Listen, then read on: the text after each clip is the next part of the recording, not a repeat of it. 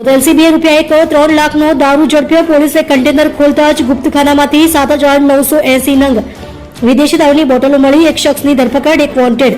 સુરત ગામે એલસીબીએ Vyara Bardoli national highway પરથી એક કન્ટેનરમાંથી ₹1.3 લાખનો વિદેશી દારૂ ઝડપી પાડ્યો છે. ગુપ્તખાનામાં છુપાવેલો દારૂનો મોટો જથ્થો પોલીસે કબજે કર્યો છે. સુરત ગ્રામ્ય પોલીસ અધિક્ષક રાજેશ ગઢિયા અને એલસીબી પીઆઈ આરબી ભટોલના માર્ગદર્શન હેઠળ એલસીબી ટીમને બાતમી મળી હતી કે બાતમીદાર દ્વારા જાણવા મળ્યું કે નવાપુર થઈ સોનગઢથી બારડોલી તરફ એક કન્ટેનર નંબર RJ52GA1021 દારૂનો જથ્થો લઈને પસાર થવાનો છે. બાતમીના આધારે પોલીસે માણેકપુર ગામની સીમમાં ફાઉન્ટેન હોટલ સામે નાકાબંધી ગોઠવી હતી. શંકાસ્પદ કન્ટેનરને અટકાવીને તપાસ કરતા શરૂઆતમાં તે ખાલી જણાયું હતું. જોકે ઊંડાણપૂર્વકની તપાસ કરતા કન્ટેનરમાં બનાવેલ ગુપ્ત ચોરખાનામાંથી વિદેશી દારૂનો જથ્થો મળી આવ્યો હતો.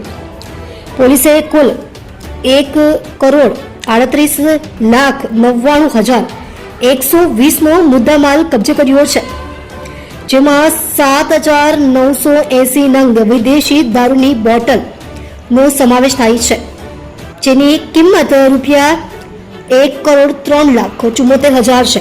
આ ઉપરાંત container trailer ₹35 lakh, 5 mobile phone અને રોકડ રકમ જપ્ત કરવામાં આવી છે. પોલીસે સ્થળ પરથી રાજસ્થાનના બાડમેર જિલ્લાના ગંગુપુરા ગામના 35 વર્ષીય ડુંગરારામ રાવતારામ મેઘવાલની ધરપકડ કરી છે. પ્રાથમિક પૂછપરછમાં દારૂનો જથ્થો બાડમેરના હરલા રામ જાટ નામના શખ્સે ભરી આપ્યો હોવાનું બહાર આવ્યું છે. પોલીસે હરલાલ રામને વોન્ટેડ જાહેર કર્યો છે. આ સમગ્ર મામલે બારડોલી રૂરલ પોલીસ સ્ટેશનમાં ગુનો નોંધી વધુ કાયદેસરની કાર્યવાહી હાથ ધરવામાં આવી છે.